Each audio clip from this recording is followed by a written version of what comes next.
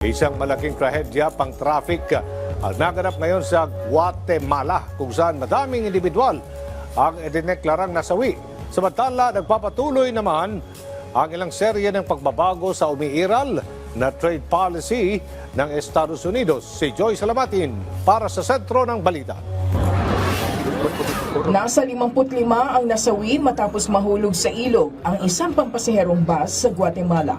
Ayon sa mga otoridad, bumangga ang sasakyan sa harang ng kalsada bago tuluyan itong mahulog sa ilog habang sakay ang halos 70 pasahero. Ito na ang sinasabing pinakamatinding road accident na nangyari sa Latin America mula noong nakalipas na taon.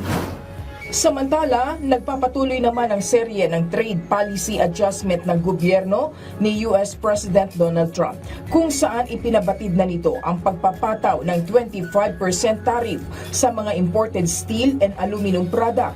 Inanunsyo ito ni Trump habang sakay ng Air Force One patungong Super Bowl sa New Orleans nitong nakaraang araw. Binigyan din ni Republican ang kahalagahan ng naturang hakbang sa usapin ng ekonomiya ng kanilang bansa. Ayon kay Trump, magpapatupad siya ng tinatawag nitong reciprocal tariffs. Hindi naman malinaw kung aling mga bansa ang direktang maapektuhan, ngunit iginiit niya na ipatutupad ito kaagad pagkatapos ng kanyang formal na anunsyo sa Martes.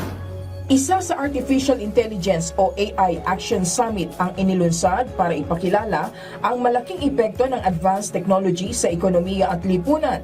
Ginanap ito sa Grand Palais sa Paris na dinaluhan ng mga political at technology industry leader mula aniya sa halos 100 bansa.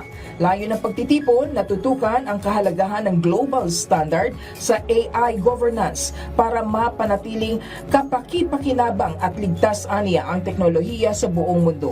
Binigyan din naman ni French President Emmanuel Macron ang malaking kontribusyon ng AI para pagaanin ang pamumuhay ng mga tao. Bukod kay Macron, kasama rin sa kilalang mga panauhin sa summit si US Vice President J.D. Vance at Chinese Vice Premier Zhang Guoqing.